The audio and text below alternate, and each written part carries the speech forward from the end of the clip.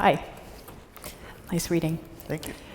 The scene that you just read, like a lot of what you write, is hovering around this kind of intersection between art and politics, activism.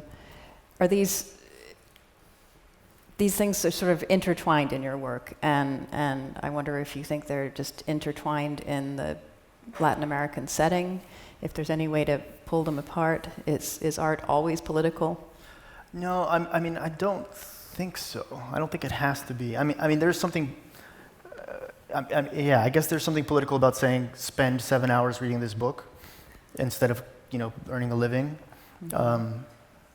I think that maybe there's something in that. But in particular, the characters in Diciembre, the people who are my reference points, come from a generation of artists who did believe that every play, every line you wrote, every poem, every painting, every sculpture was a blow against, insert enemy here, capitalism, imperialism, the Gringo Empire, whatever.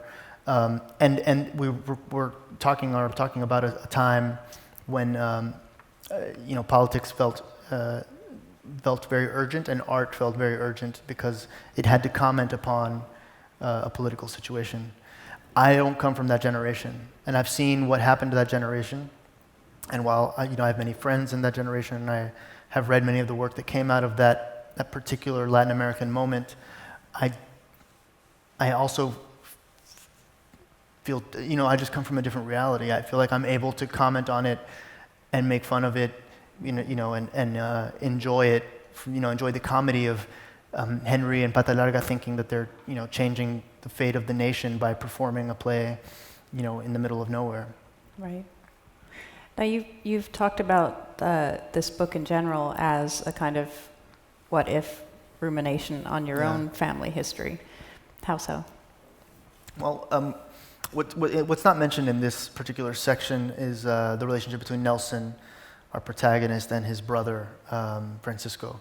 Francisco lives in the United States and is in the United States the entire time the novel's taking place, and is 7 or 8 years older than Nelson, and was born in the United States by just an accident. His parents were studying in the United States, like my parents studied in the United States. As it happens, we emigrated twice. We came first to Baltimore and then went back to Peru.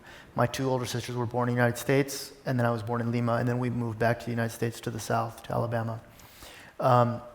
So what's interesting is I tried to create in Nelson and Francisco a similar relationship between my sisters and I often wondered if we hadn't moved back to the United States, my sisters would have finished high school with an American passport. They would have been 18 in the middle of a war. And of course, they would have left. They would have come to the United States. They had the opportunity, because of their passports, to do whatever.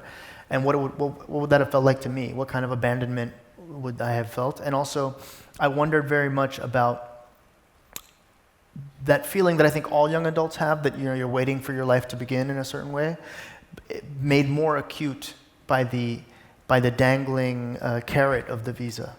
Soon you're going to get a visa. Soon you can start your life in the United States. And so Nelson is under this impression that he doesn't have to take anything very seriously, that nothing really matters, because, tomorrow he could leave. And, he gets to age 23 or 24, and that's not that cute anymore. And he's in a bit of a situation where it's he's getting near his sell-by date, And that's when he joins the acting troupe. Terrible mistake. So you did come to the U.S. You immigrated again, and you grew up in Birmingham, Alabama, in a kind of comfortable all-American existence. Certainly comfortable. I don't know about all-American. Okay. I mean, I don't even know what that means. Because what could be more American than a Peruvian family cheering rabidly for, Alabama football because the colors match the colors of the Peruvian flag. There you go. I mean, we had to choose, if anyone follows college football, and I'm sure you all do, Alabama and Auburn are the 2 big schools, and there's the Iron Bowl. And I remember my father told me that the first day, he arrived in the day before the game, and someone asked him who he was supporting in the game, And he was like, well, who's playing? And, he said they're Auburn and Alabama. Well, he's like, well, he thought Auburn, I don't know what he thought Auburn was, but he's like, we're in Alabama, so I suppose I'll support them. And then as it turns out, the colors, red and white, are the same colors as the flag, and we were, we were all in. That was it. Yeah. So that is very American, actually. Right, yes. right. So that was your upbringing. At the same time, in your fiction, what you seem to be drawn to over and over again are stories about war and political oppression and sort of the aftermath that those situations have psychologically on people who survive them. Why those particular themes? Well, I've written about Alabama, actually, but in Spanish. Right? Oh, really? Yeah. It's a really strange thing where for Etiqueta Negra, I started writing a kind of novel in installments for their website a few years ago, and it was called El Barco, and it was kind of really based on my own life and just short little installments, and I started writing, and I realized I was writing about Alabama a lot, which I'd never ever done. And then I used that as sort of, it gave me permission. Part, I think, because no one could read it. No one I grew up with would be able to read it. And then I ended up using that as the basis for Francisco. The Francisco character goes off to the United States, and like a lot of my cousins, came to live with us to learn English, or to perfect their English, and would go to the local public school and have all manner of hilarious cultural moments. Like kissing the girl, in Peru you kiss on the cheek to say hello. In Alabama, that's not okay, and you get sent to the principal's office if you do that. So a number of my cousins had that situation, and I also had a really amazing cousin who just became a Lothario. These amazing Southern drawls, would call every night, "Is Raphael there?" And he was a little bit older than me, and I was just amazed. And that's I forget not what the your question. Cousin who's That's here not tonight. my cousin who's here. No. I forget what the question was. I was just in my own. The question was, why do you keep writing about war when you grew up cheering football? Yeah, why don't I write the great Iron Bowl college football novel? I wanted to play football when I was a kid, and my parents convinced my uncle, who was my pediatrician, to tell me that I was unable to for medical reasons. Right. That I was too small and I would get hurt, which is true. I mean, essentially, now we know. Maybe you had flat feet. That's why no one gets drafted. I've never understood why you don't get drafted with flat feet. I don't have flat feet. Okay. I play soccer very well. Okay, but why do you write about war all the time? I'm avoiding your question, Deborah. I think I just find it interesting. I think I have survivor's guilt. I think I am always impressed by the things that people do to survive and the way people experience, fall in love in the middle of terror, make plans and when there's no logical reason to project. And I've seen many, many examples of great resilience and improvisation. And I often wonder, would I have that, and I generally assume that I wouldn't. But I see it all the time, and I'm drawn to it. And so I write about it, I think a lot of my writing is sort of trying on different scenarios to see what they're like. Mm-hmm. And the other thing is that a lot of my work is very journalistic. I mean, I spend a lot of time, I never read from the sections of this book that are set in the prison because they just bring everyone down, and we just had such a nice meal. But I, to write that, I spent 5 years going to the prisons in Peru. I didn't, and why? Because I just think the place is incredible. You go there and it looks like something out of Dante, and yet everyone's laughing. It's sort of amazing that one can be kind of a tourist in a Peruvian prison. How did that happen? Well, I mean, tourist is an interesting word, because, essentially I am. I mean, one man's journalist tourist is the better word, probably. But one man's tourist is another man's journalist. Yeah. But they're very related for sure. Essentially, I was asked to read for my first book in front of jailed terrorists because my first book was so much about the war in Peru. And I, of course, accepted, and I went to a prison called Castro on the edge of Lima, and I presented my work there and read for the gentlemen who were inside, and had one of the most fascinating conversations I'd ever had about literature and politics and the war from people who been protagonists in these very events. So then I just started going back and first to Castro, and then someone said to me, you seem really interested in, why do you keep coming back? And I was like, oh, I think it's interesting. He said, you think this is interesting? You should go to the prison next door. That's really interesting.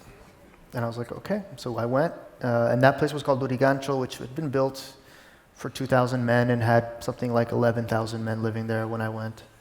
And he was right, it was incredible. And I've been going back ever since. I'm going back in 2 weeks.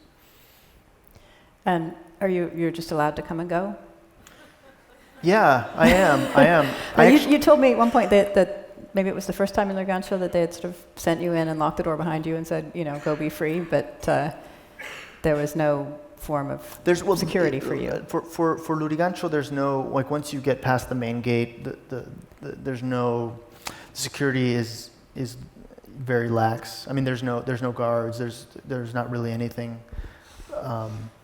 There's a lot of unspoken rules. One is, la visita es sagrada.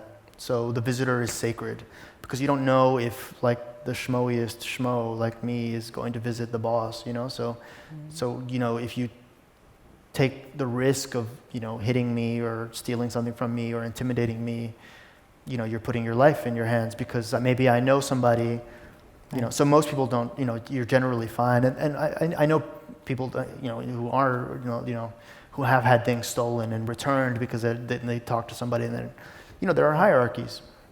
And as a tourist, to use your word, you do benefit from that kind of bubble of security that follows you around. I mean, I've gone so much now that I arrange certain administrative paperwork, and then I can go in without a problem. Now, your first book, War by Candlelight, was stories, and in a lot of those stories you do name Lima as the setting.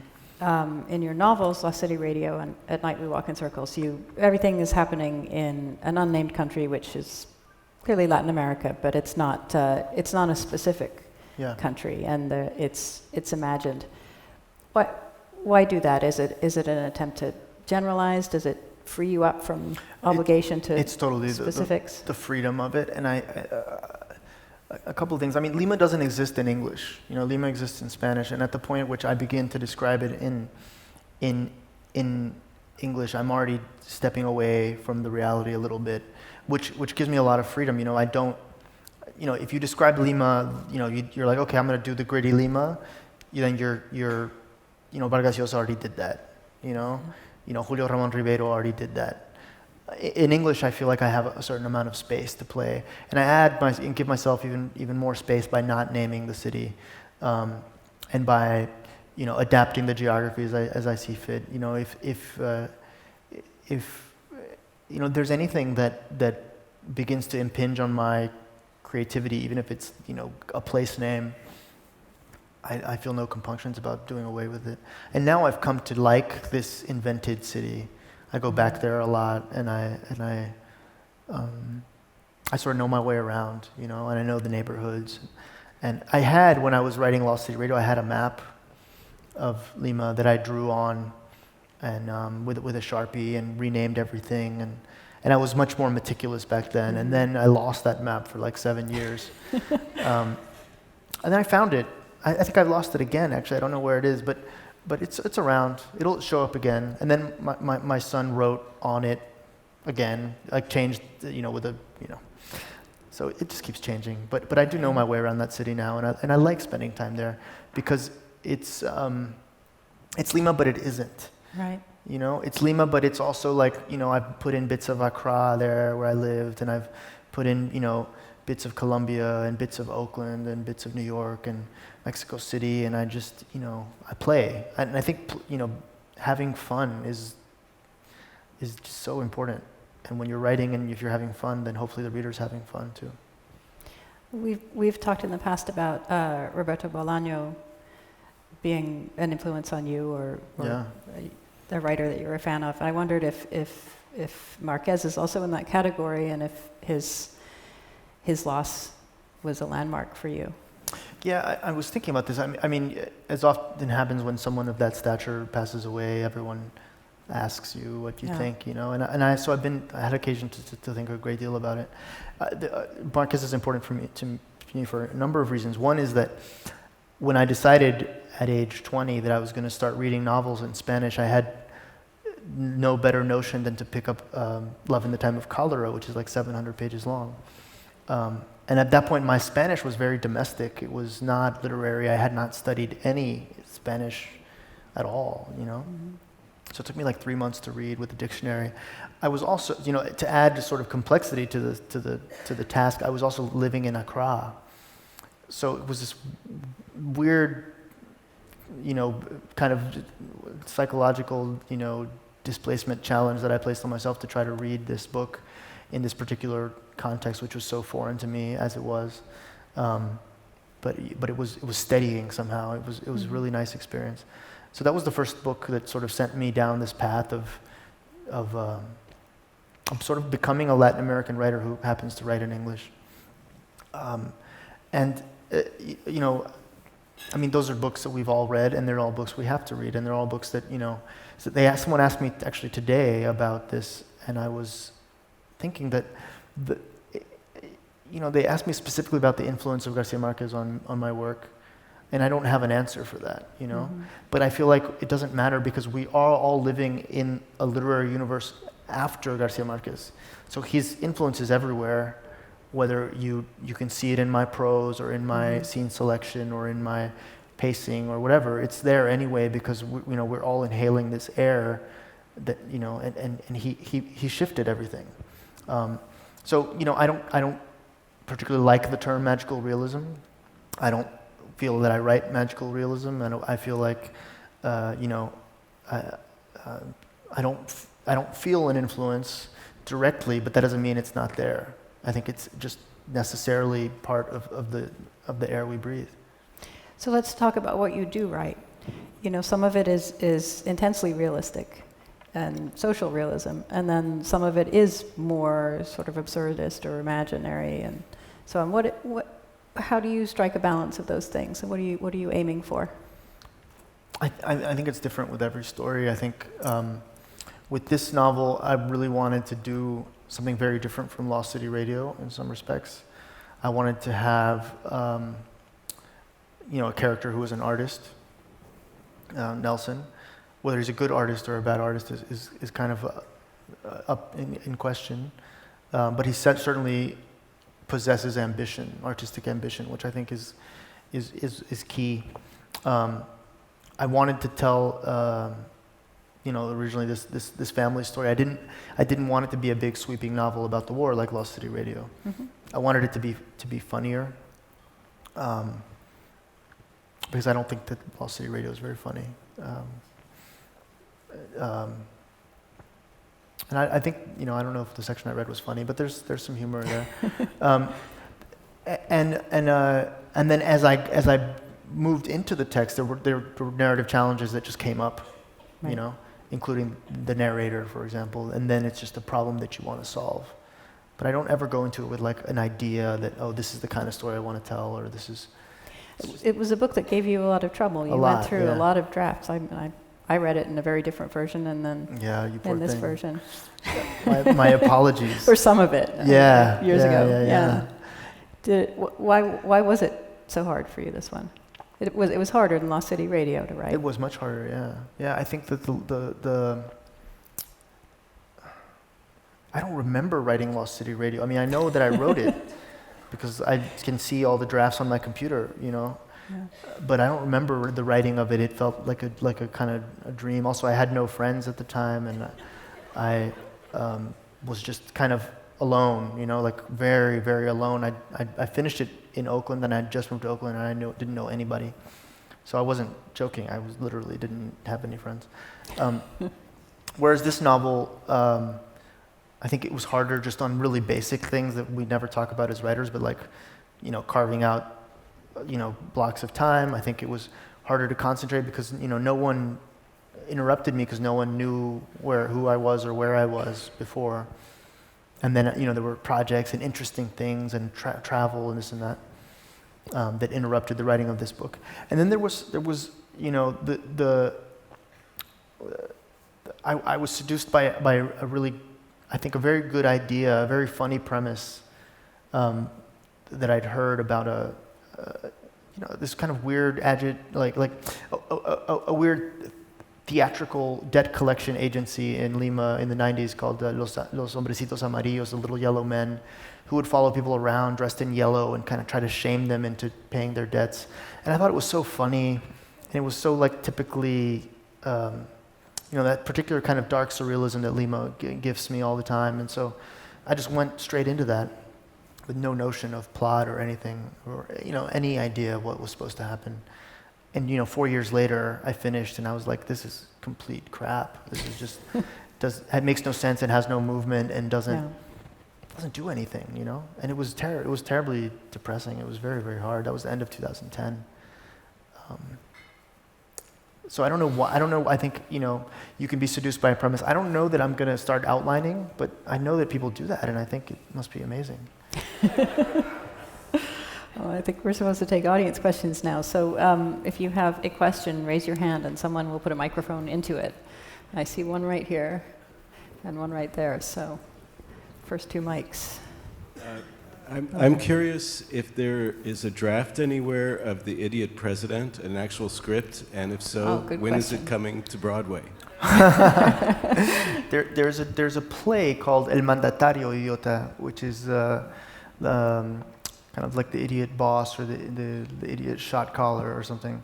That was written by a playwright named Walter Ventosilla, Peruvian playwright, who lives here in New York, in fact, who I met, through a number of random coincidences back in 1999, and who he gave me at that time. He's the Henry character. He was a member of a theater troupe called Septiembre, with a guy named Gustavo Lora, who was Pata Larga. And he gave me the script probably in 2000. And I didn't read it until 2007. I can't believe I kept it, I'm not a pack rat or anything, but somehow I found it. When I realized that Nelson was a playwright, I started reading all the plays I could find, and one of the plays that I read was Walter's. And it's a terrific play. It's funny, it's weird. It's not exactly the play that I describe. It's in fact quite different in certain important ways. But I adapted parts of it. And maybe I should talk to Walter about translating it myself and bringing it to Broadway. I have a ukulele, I can write the music, I'm sure.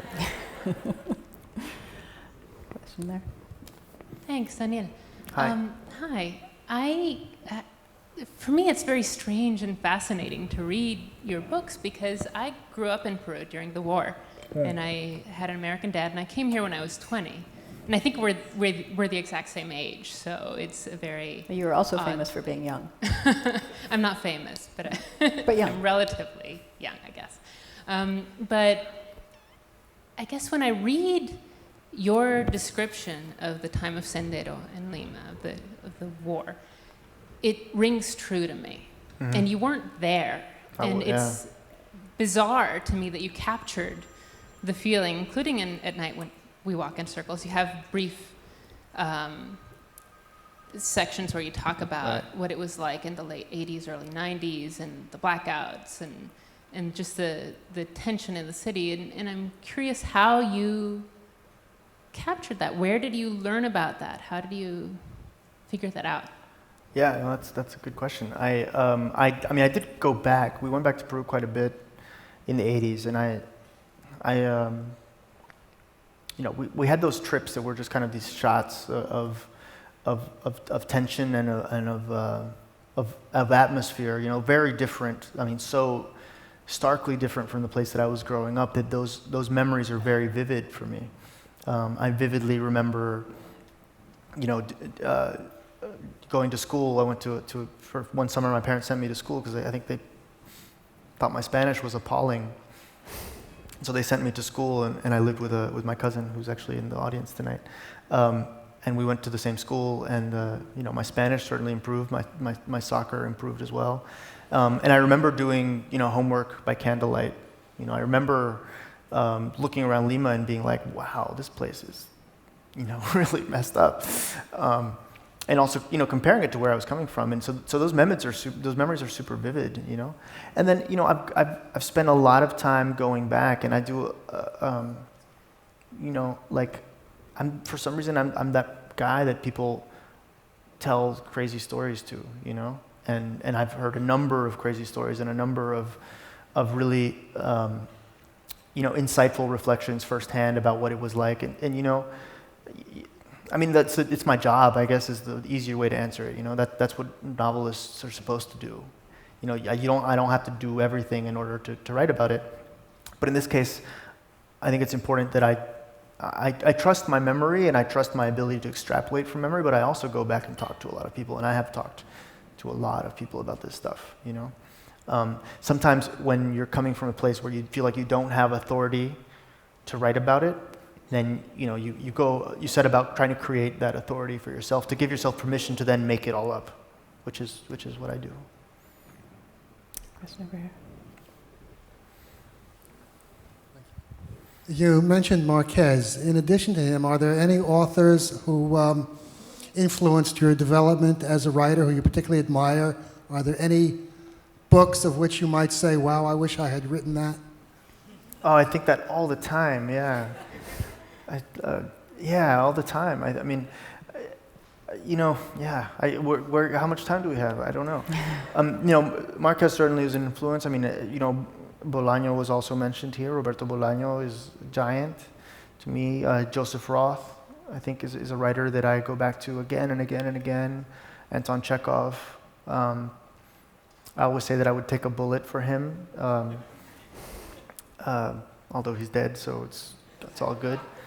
He can take it. Yeah, he can take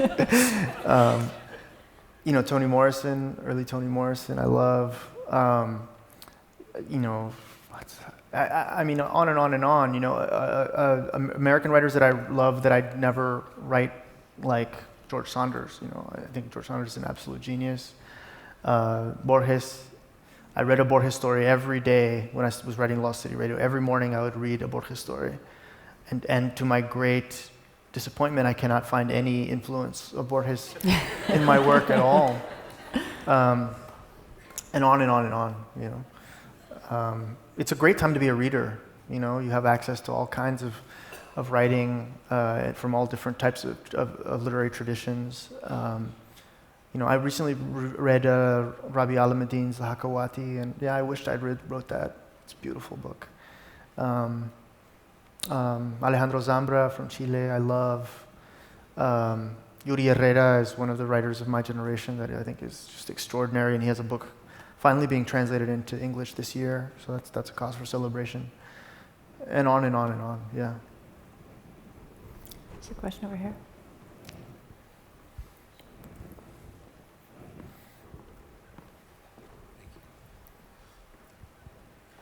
I took a little bit of a shortcut and I listened to your novel read, and what was really a little disconcerting but fascinating to me was the actor who read the novel. Whenever he would say a word in Spanish, like diciembre or pata larga, he would really give it his all, right? And so he would be going along in English, and then there would be a pata larga, and it kind of struck me. And so the question I have is really about language and the Spanish-English. You mentioned earlier that, you're a Latin American writer or a Peruvian writer who happens to write in English. And so I've been back and forth in some of my own work or writing in the two languages, and it's so hard to capture one world with another language. And I'm wondering, when you are writing and trying to capture the world of, you said that Lima only really lives in Spanish, but you've tried to capture it in English, and I think done a really excellent job. Your process, I'm interested, especially the dialogue, which is when really it comes out, but but in general descriptions, et cetera. Thank you. I think that, part of me is inclined to agree with you, but then again, I read Chekhov and I'm like, I feel like I understand Russian, and I don't know any Russian at all, except none. Yeah, none. Da. Babushka or Crimea or something. I don't know. And so yeah, I don't know anything. But we all read in translation, and God bless translators, right? And I feel like when Chekhov describes human vanity, he's talking about the people I know in Oakland, and I feel very connected to the way that he describes frailty and treachery and all these things, these very contemporary themes. And so yes, I don't speak Russian and I don't get it, but I do get it. And I feel like there's something very similar happening in English when I'm writing about a reality that's being lived in Spanish, where I just try not to think about it. I do sometimes say lines of dialogue in my head in Spanish, and I know that the guy is saying, no jodas, huevón, but and there's certain things that are so colloquial that they're impossible to translate. But for all those things, I have Radio Ambulante, which is in Spanish, and that's a place where I really celebrate colloquialisms and specificity and wordplay and the very rich life of the Spanish language as it is spoken everywhere. But for my literature, I know that there's something being lost. But I also know that people like you and people like over here who are bilingual, or maybe even who are Peruvian, they're doing part of the work with me. I get this question a lot. People are like, how do you do that? And I was like, you're doing it. It's not me. We're doing it together, because you're reading it and you're bringing your knowledge of no jodas, huevón, to my English language, which is I don't know how to translate that, So you know what I'm saying? So it's not me, it's you. Salud. Okay, I think we can do one more, if there's one more question. Over here, there's one.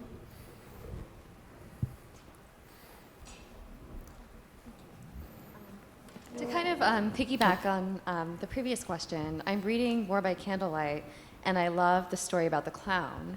And just hearing the excerpt that you read tonight, I wonder, is there something about performance art that you see as a mechanism for redemption or understanding? Yeah, I think there's also probably a bit of professional envy, a bit of jealousy, because I don't, I've never acted. I am a shy dancer, although I like to dance. I